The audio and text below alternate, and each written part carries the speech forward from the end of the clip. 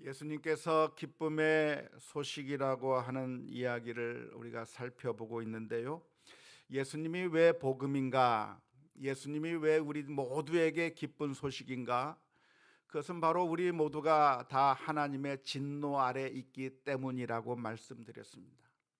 우리가 다 하나님의 진노 아래에 있어서 다 멸망받을 수밖에 없는 상태이기 때문에 우리에게 구원자가 필요한 것입니다.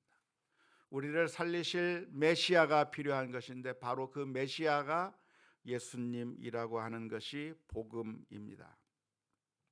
우리 모두가 다 하나님의 진노 아래에 있어서 그 진노를 피할 수 있는 사람이 단 한 사람도 없다고 하는 것을 지난주에 살펴보았는데요. 오늘 본문은 어떻게 우리 인간들이 전부 하나님의 진노 아래 빠지게 되었는가, 어떻게 우리는 이렇게 불행한 인간이 되었는가를 살펴보는 말씀입니다. 오늘 특별히 로마서 1장 24절에서부터 32절까지의 말씀을 살펴보았는데요. 이 본문에서 계속해서 반복되어서 나오는 표현이 하나 있습니다. 아마 읽으시면서 오늘 본문을 천천히 읽어보면서 반복되는 구절들을 아마 살펴보신 분들이 발견하신 분이 있을 거라고 생각이 드는데요.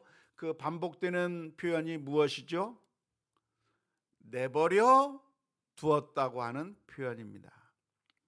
로마서 1장 24절을 보면 이렇게 기록합니다.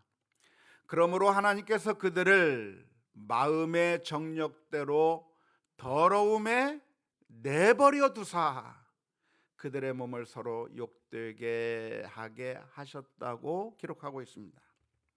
1장 26절에서도 이렇게 표현합니다.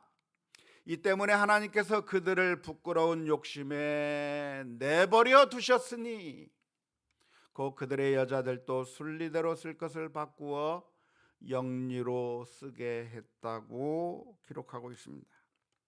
1장 28절에서도 똑같은 표현이 등장하는데요.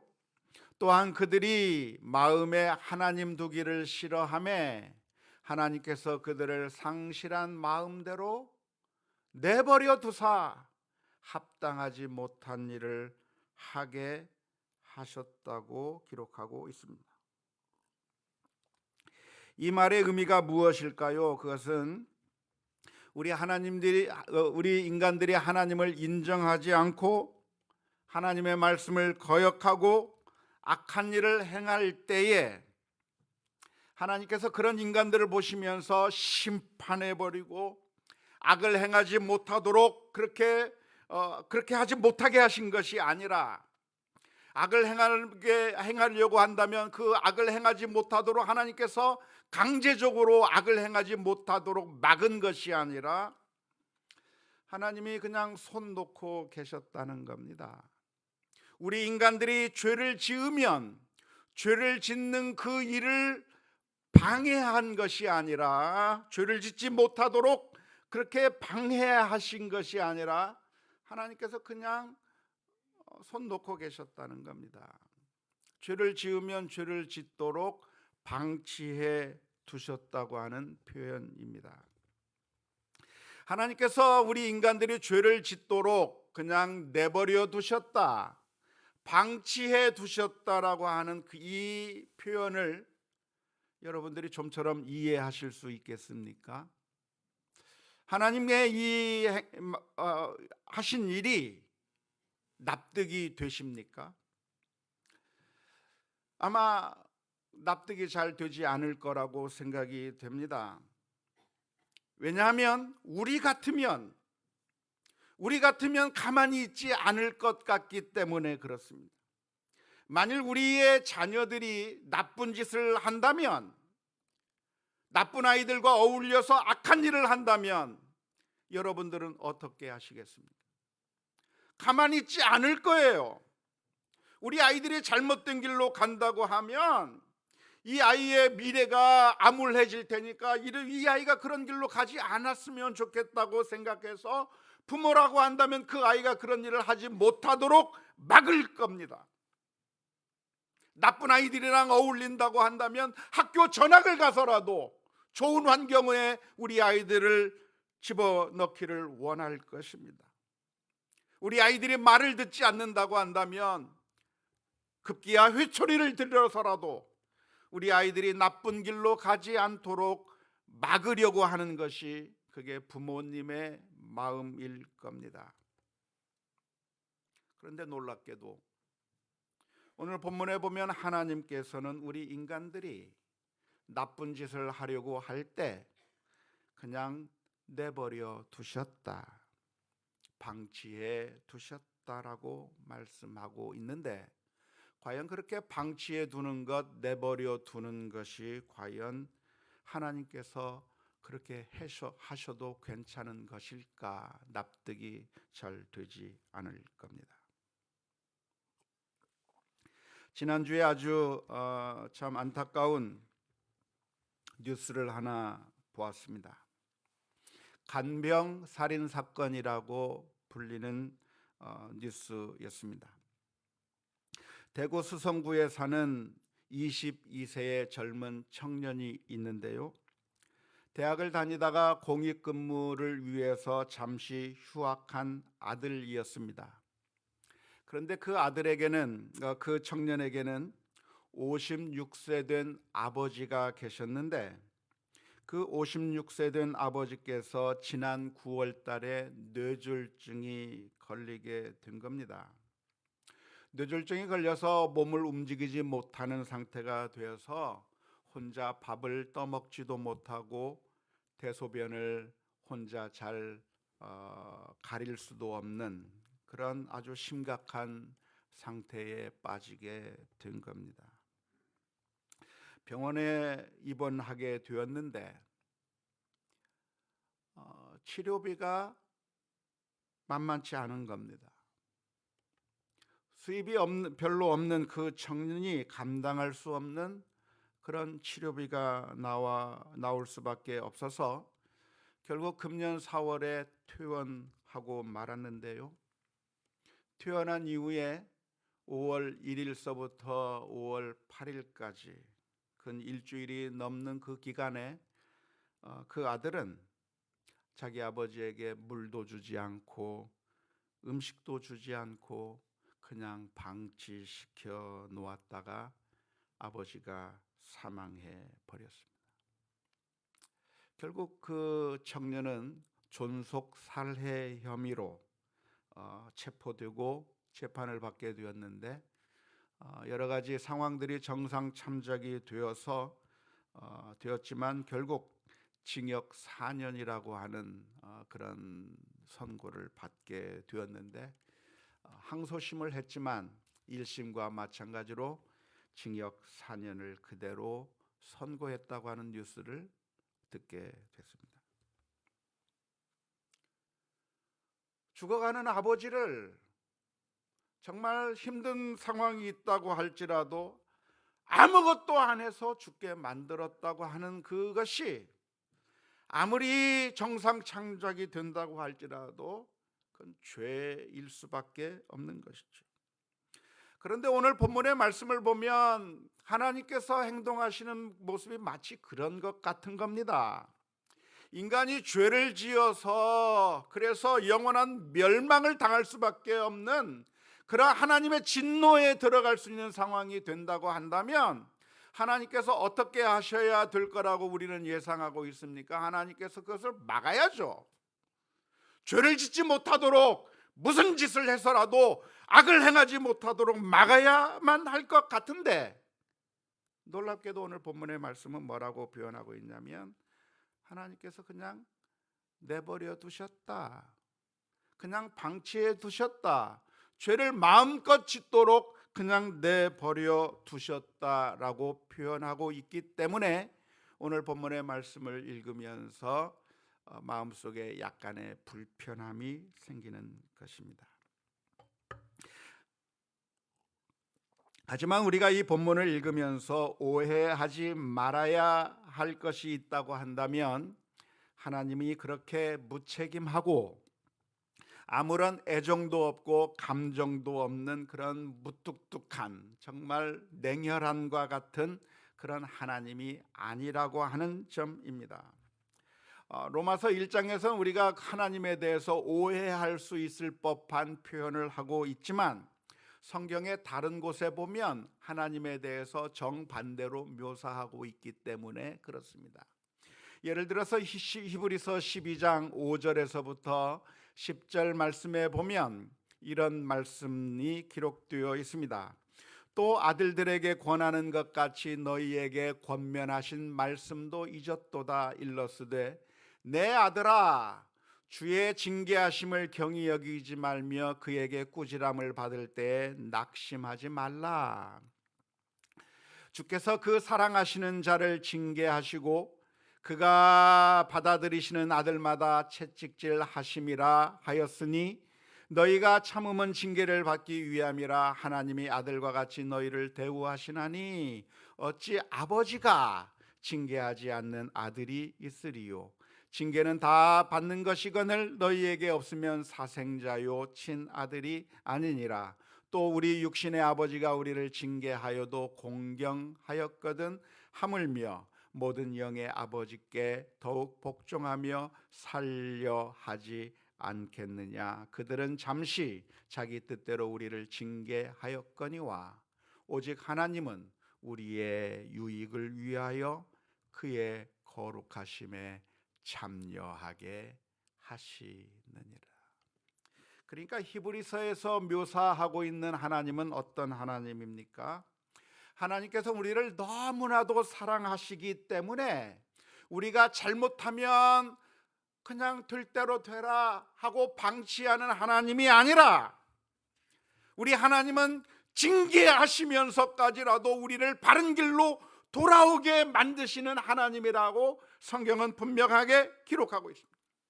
그리고 그 하나님이 그렇게 우리를 사랑하시기 때문에 우리를 때려서라도 징계해서라도 바른 길로 돌아오게 하시는 예가 성경에 수두룩하게 기록되어 있습니다. 예를 몇 가지만 들자고 한다면 사사기의 말씀을 들 수가 있겠습니다. 사사기에 보면 이스라엘 민족들이 하나님의 말씀에 순종하지 않고 우상 숭배하는 길로 가게 되는데요, 그렇게 우상 숭배하는 이스라엘 민족을 하나님께서는 어떻게 하셨는가? 여지없이 이방 민족을 들어서 이스라엘 민족을 치십니다. 압제합니다. 그래서 이스라엘 민족이 고통 가운데 하나님 앞에 울부짖으면 그때 하나님께서 이스라엘 민족을 건져주시는 이야기가 사사기에 반복되고 또 반복되고 또 반복되어서 기록되어 있습니다. 뿐만 아니라 다윗이라고 하는 사람이 범죄하게 되었을 때 하나님께서는 그 다윗의 범죄를 그냥 내버려 두지 않습니다. 하나님께서 징계하십니다. 하나님께서 미워하시는 일이라고 선지자를 통해서 말씀해주고 있는 것입니다. 그런데 하나님께서 이렇게 징계하시는 이유가 무엇인가?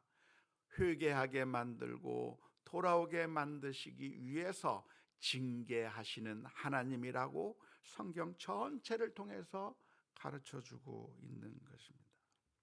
그러니까 우리가 성경을 읽을 때에는 성경의 어느 한 구절만 읽고 하나님에 대해서 오해하거나 속단하지 않았으면 좋겠습니다. 제가 늘 강조하는 말이지만 성경의 어느 한 부분만 읽고 그 부분을 통해서 너무나도 쉽게 너무나도 빠른 결론을 내리면 안 된다고 늘 말씀드리고 있는데요, 하나님이 어떤 하나님이신가? 하나님은 사랑의 하나님이십니다. 사람들이 망하든 말든 상관이 하지 않고 그냥 내버려 두는 하나님이 결코 아닌 겁니다. 하나님은 어떤 하나님인가? 징계해서라도 바른 길로 가도록 만드시는 하나님이 우리가 알고 있는 하나님이신 겁니다. 그렇다고 한다면 오늘 읽은 로마서 1장의 말씀이 왜 이렇게 기록되어 있는가 한번 질문을 던져보아야 하는 것이죠. 1장 24절에서 26절에서 28절에서 하나님께서는 사람들이 죄악을 저지르고 악을 행할 때 그냥 내버려 두셨다라고 표현하고 있는데, 그렇게 표현한 그 이유가 무엇일까요? 왜 그렇게 표현하고 있는 것일까요? 왜 하나님께서는 손 놓고 계셨다, 방치해 두셨다라고 하는 표현을 하고 있는 것일까요? 먼저 우리가 기억할 것은 이 말의 의미는 하나님께서 아무것도 하지 않았다고 하는 그런 의미는 아닙니다. 하나님은 어떤 하나님이신가? 죄인이 회개하고 돌아오는 것을 기뻐하시는 하나님이시기 때문에 하나님께서 우리가 돌아오기를 원하셔서 최대한의 모든 일들을 하시는 겁니다. 탕자의 비유에 보면 아버지는 어떤 마음으로 아들을 기다립니까? 아들이 돌아오기를 간절히 기다리는 마음으로 기다리고 있다가 탕자가 돌아오는 그 모습을 보면서 뛰어나가서 맞이하는 아버지의 모습으로 묘사되어 있는 겁니다. 잃은 양의 비유를 보면 한 마리의 잃은 양이 발생했을 때 그까지 한 마리 잃은 양 상관없다라고 외면해 버리는 것이 아니라 그 한 마리의 양을 찾기 위해서 99마리를 들판에 두고 그 양을 찾을 때까지 찾아다니는 목자와 같다고 하나님께 이 성경에서는 가르쳐 주고 있는 것입니다. 베드로후서 3장 8절 9절 말씀에 이렇게 기록되어 있습니다. 사랑하는 자들아, 주께는 하루가 천년 같고 천년이 하루 같다는 이 한 가지를 잊지 말라. 주의 약속은 어떤 이들이 더디다고 생각하는 것 같이 더딘 것이 아니라 오직 주께서는 너희를 대하여 오래 참으사 아무도 멸망하지 아니하고 다 회개하기에 이르기를 원하시느니라. 왜 이렇게 악이 횡행하고 있는데도 하나님께서 당장 이 세상을 심판하지 않는가? 그들도 돌아오기를 기다리시면서 아직 심판하지 않는다라고 베드로후서에서 말씀하고 있는 겁니다. 그래서 하나님께서 하시는 일이 무엇이냐면 죄악을 저지른다면, 악을 행하는 사람들이 있다고 한다면 어떻게 하십니까? 그들이 돌아오기를 바라시는 마음 때문에 때에 따라서는 징계하시기도 합니다. 징계해서 돌아오도록 그렇게 채찍질 하실 때도 있습니다. 하지만 오늘 로마서 1장에서 말씀하고 있는 것처럼 많은 경우에 하나님께서 어떻게 하시는가? 그렇게 채찍질하지 않으실 때가 있는데 채찍질하지 아니하시고 그냥 내버려 두는 것처럼 보이는 때가 있는데, 그렇게 내버려 두는 것은 아무것도 안 하면서 내버려 두는 것이 아니라 사실은 돌아오도록 많은 일을 하나님께서 하고 계세요. 어떻게 하고 계십니까? 우리들의 마음의 문을 두드리고 계시는 거죠. 양심의 문을 두드리고 계시는 겁니다. 너 그렇게 살면 안 되잖아. 그렇게 신앙생활 안 하며 살면 안 되잖아. 우리들의 마음의 양심을 두드리면서 하나님 앞으로 돌아오도록 우리들의 마음의 문을 노크하고 계시는 것이죠. 계시록 3장 20절 말씀에 보면 이렇게 표현되어 있습니다. 볼지어다 내가 문 밖에 서서 두드리노니 누구든지 내 음성을 듣고 문을 열면 내가 그에게로 들어가 그와 더불어 먹고 그는 나와 더불어 먹으리라고 말씀해 주셨습니다. 이 표현을 한번 가만히 보시기 바랍니다. 예수님께서, 우리 주님께서 어떻게 하신다고요? 문을 두드리고 계신다. 잘못하고 있는 사람들의 마음의 문을 두드리고 계신다는 거예요. 그런데 어디서 두드려요? 문 밖에서 두드리고 계십니다. 주님께서 하시는 것은 어떻게 하시는가? 우리의 마음의 문을 강제로 뜯어버리고, 그래서 마치 쿠데타 군인들처럼 쳐들어가고 진압군처럼 쳐들어가서 우리들의 마음을 정복해버리고 강압적으로 우리들의 마음을 완전히 바꾸어버려서 우리를 정복하시는 방법을 쓰시는 것이 아니라, 우리 주님께서 하시는 방법은 우리들의 마음은 밖에 서서 우리들의 마음의 문을 두드리고 계시는 겁니다. 우리들의 마음은 밖에서 우리들의 마음의 문을 두드리고 계시는데 언제 주님께서 우리 안에 들어오는가? 문을 여는 것이 누구에게 달려있게 만드셨어요? 우리에게 달려있게 만드셨어요. 문을 박살내버리고 우리의 마음속으로 쳐들어오시는 것이 아니라 문 열어주기를 기다리고 계시면서 우리가 스스로 마음의 문을 열고 주님을 영접하기를 밖에서 기다리고 계신다고 말씀하고 있습니다. 우리 주님께서 하시는 것은 우리들의 마음을 향해서 호소하시는 겁니다. 우리들의 마음을 강압적으로 굴복시키는 것이 아니라 밖에서 문을 두드리면서 문 열기를 기다리고 계시기 때문에 내버려 둔다라고 표현하고 있는 겁니다. 왜 주님께서는 강압적으로 하지 않고 그냥 기다리고 계시는 걸까요? 그것은 참된 사랑은 거부할 수 있는 자유가 있을 때라야만이 그것이 진짜 사랑이기 때문에 그렇습니다.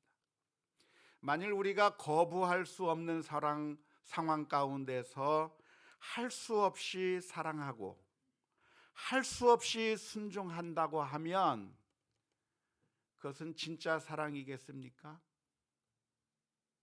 진짜 사랑이 아닌 거죠. 예를 들면 로봇을 만들 수가 있습니다.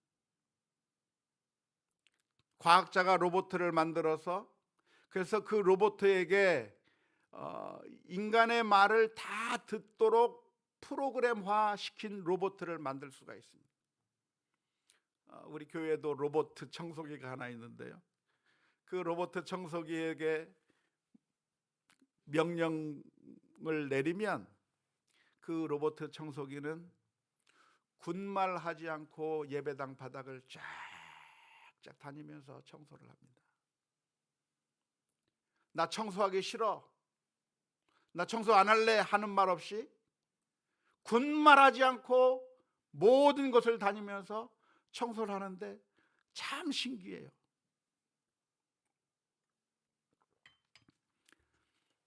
근데 그게 참된 순종이고 참된 사랑이냐? 하나님을 사랑하기 때문에 예배당에서 청소하는 거냐? 아니에요. 로봇은 주인의 말을 무조건 듣습니다. 왜냐하면 거부할 자유가 없기 때문에. 그렇기 때문에 여러분이 로봇을 사랑할 수 있을까요? 물론 좋아하고 아낄 수는 있겠지만 사랑의 대상은 될 수가 없습니다. 사랑의 대상은 누가 사랑의 대상이에요? 내가 거부할 수 있는데, 선택하지 않을 수 있는데 선택한 것이 사랑이고, 거부할 수 있는데 복종하는 것이 사랑인 거예요.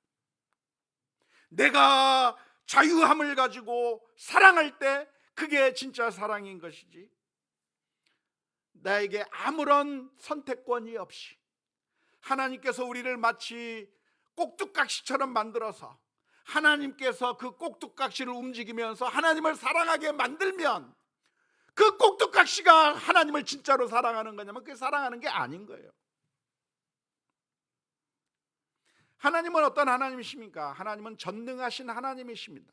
그렇기 때문에 하실 수 있는 것을 다 하실 수가 있어요. 우리를 강압적으로 하나님의 명령에만 순종하게 만들 수 있고, 프로그램화시켜서 우리는 무조건 하나님을 사랑하게끔 하나님께서는 우리를 그렇게 만드실 수 있습니다. 하지만 그렇게 하지 않으셨어요. 하나님께서 우리들의 마음 가운데 자유의지를 주셨고 우리들에게 선택권을 주셨습니다. 이것이 우리 인간과 하나님의 형상을 닮은 인간과 자연 만물과의 차이점입니다. 자연 만물은 그런 자유의지가 없어요.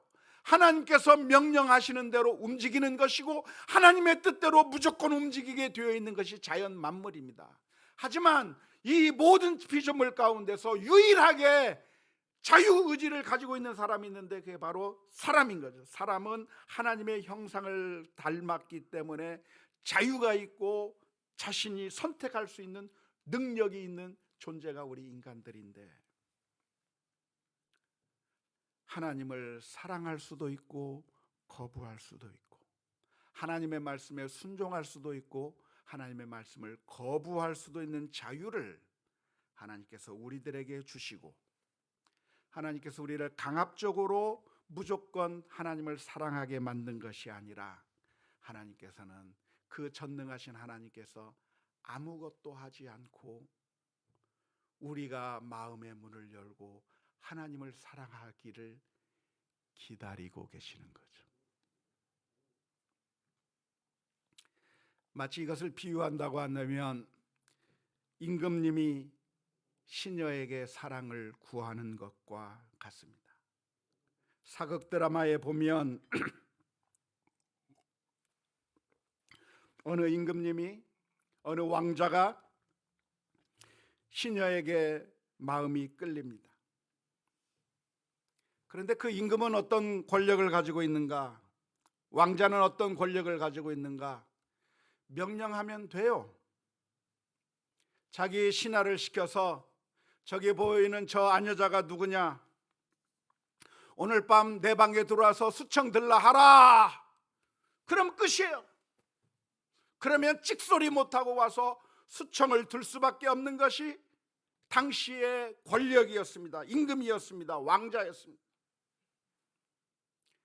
그런데 그건 그렇게 명령을 받아서 할 수 없이, 선택권이 없이 와서 수청 드는 것은 사랑이 아닌 거예요. 그런데 그 임금이, 그런데 그 왕자가 어느 날 시녀 앞에 가서 무릎을 꿇는 겁니다. 나를 사랑해 줄 수 있느냐고. 내가 명령해서 나를 억지로 수정들게 들은 것이 아니라 임금이 시녀 앞에 무릎을 꿇고 내가 당신을 사랑하는데 당신이 나를 사랑해 줄 수 있느냐고, 나에게 사랑해 줄 수 있느냐고 사랑을 애걸하는 것처럼, 하나님께서 하신 것이 무엇이냐면 우리들의 마음의 문 앞에서 사랑을 구하며 문을 두드리고 있는 겁니다. 내가 너희를 위하여 피 흘려 주었는데 너희도 날 사랑해 줄 수 있겠느냐고.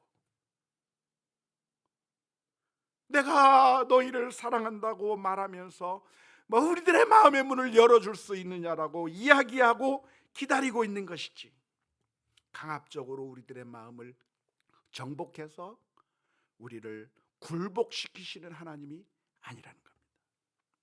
오늘 로마서의 말씀 가운데서 하나님께서 내버려 두셨다고 하는 것은 하나님께서 강압적으로 우리들의 마음을 움직이지 않으셨다고 하는 것입니다. 그렇다고 해서 하나님께서는 손 놓고 계신 것이 아니라 계속해서 마음의 문을 두드리고 계십니다.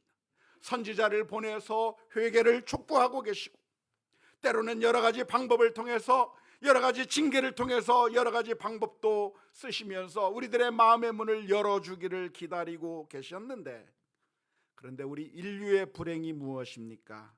하나님의 그 참사랑을 외면해 버리게 된 것이고, 하나님의 참사랑을 외면해 버렸기 때문에 그냥 그 악을 계속해서 범함으로 말미암아 우리는 하나님의 진노 아래 놓이게 되었다고 하는 것입니다. 오늘 읽은 로마서 본문에서는 우리 인류가 어떻게 더러운 모습에 빠졌는가를 설명해 주고 있습니다. 첫 번째, 하나님을 섬기지 않고 피조물을 우상으로 섬겼다고 하는 겁니다. 안타까운 일이죠. 하나님은 우리에게 참된 은혜를 베풀어 주실 수 있는데, 우상이라고 하는 것은 결국 우리를 파멸로 이끌 수밖에 없는 것이고, 우리에게 참된 하나님이 아닌 것을 따라가다 보면 우리는 망하게 되는 겁니다. 마치 부모님이 참된 사랑을 우리에게 베풀어 주는데 유괴범이 와서 과자를 주고 유괴범이 와서 강아지 보러 가자고 하니까 유괴범을 따라가는 꼴과 마찬가지입니다. 두 번째로는 동성애의 죄에 빠졌다고 표현하고 있습니다. 하나님께서 만들어 놓으신 창조의 방법대로가 아니라 동성애에 빠져 음행의 죄를 저질렀다고 표현하고 있습니다. 세 번째는 온갖 불의와 죄의 모습에 빠져들었다고 29절에서부터 31절 말씀에 열거하고 있는데요. 그 내용들 하나하나를 살펴보면 우리 가운데 그 누구도 죄 없다고 말할 사람이 없을 겁니다. 그런데 더 심각한 것은 그러한 죄를 죄가 아니라고 우기고 있다고 하는 것이죠. 1장 32절에 이렇게 표현합니다. 그들이 이 같은 일을 행하는 자는 사형에 해당한다고 하나님께서 정하심을 알고도 자기들만 행할 뿐 아니라 또한 그런 일을 행하는 자를 옳다 하느니라. 양심이 무너지게 되었고 결국 우리가 불행한 상태가 되었고 우리 모두가 다 하나님의 진노 아래 놓이게 되었던 것입니다. 하나님의 진노 아래 놓였기 때문에 우리에게는 예수님이 절대적으로 필요한 것이고 바로 예수님이 우리를 구원하시기 위해서 오셨다고 하는 것이 이것이 기쁜 소식이고 복음입니다. 죄와 허물로 인해서 죽은 자를 살리시기 위해 우리 하나님께서는 마음의 문을 두드리시면서 기다렸지만 결국 죄악의 길로 달려간 우리들을 향해서 내버려 두신 것이 아니라 우리 하나님께서는 사랑하는 아들 그 독생자를 우리 위해 내어 주셨습니다. 그리고 우리를 하나님의 자녀로 삼아 주신 그것이 복음인 줄로 믿습니다. 지난주에 아주 참 감동적인 뉴스를 하나 듣게 됐습니다. 고양시 일산 동구에서 있었던 일이라고 하는데요. 길을 가다가 교통사고가 나게 되었습니다. 접촉사고가 나게 된 것이죠. 홍영숙 씨라고 하는 사람이 피해 차주였는데요. 차에서 내려서 사고를 낸 사람에게로 내려가는데 젊은 엄마가 사고 난 것 때문에 두려워서 벌벌 떨고 울고 있는 모습을 보았습니다. 그러자 그 피해 차주는 그 사고를 낸 젊은 엄마에게 다가가서 사고 처리는 나중에 해도 좋으니 일단 아기를 데리고 응급실로 가라고 말해주면서 그 여성을 꼭 껴안아 주었다고 하는 뉴스입니다. 그 아기 엄마는 아기가 고열이 나 응급실로 정신없이 가는 도중에 교통사고를 내버렸는데 그 상황에서 너무나도 당황스럽고 너무나도 어찌할 줄 몰라 울고 있는 그 젊은 여성을 보고 피해 차주가 이 문제 해결하고 가라고 했던 어떤 택시 운전사와는 달리 그 사고 처리는 나중에 해도 좋으니까 진정하고 아이를 먼저 병원에 데리고 가라고 꼭 안아 주었다고 하는 것이 나중에 그 사고 낸 사람의 남편에 의해서 알려지게 되어서 뉴스가 나게 되었는데요. 아마 들었을 것 같습니다. 그런데요, 바로 이 일이 우리 하나님께서 하신 일입니다. 우리는 누구와 같은가? 우리는 좌충우돌하면서 피해를 낸 사람과 같아요. 열심히 살아보려고 했지만 오히려 나쁜 길로 가고 하나님의 말씀대로 살지 못하고 하나님의 진노 아래에 있을 법한 일들을 하는 우리 인생들을 하나님께서는 보시고 우리를 불쌍히 여기셔서 하나밖에 없는 그 아들 우리 위에 내어주심으로 말미암아 우리를 안아주시고 구원해 주셨다고 하는 그 놀라운 구원을 생각하면서 늘 감사하고 기뻐하며 주님의 은혜 가운데 살아가는 우리 모두가 다 될 수 있기를 주님의 이름으로 축원합니다. 우리 함께 같이 찬양했으면 좋겠습니다. 어서 돌아오 어서 돌아오로. 우리가 하나님의 말씀에서부터 떠나 죄악의 길로 걸어가고 있었다고 한다면 마음의 문을 두드리시는 주님의 음성을 들으며 주님께서 우리를 인도해 주시는 그 길로 갈 수 있기를 바라면서 이 찬양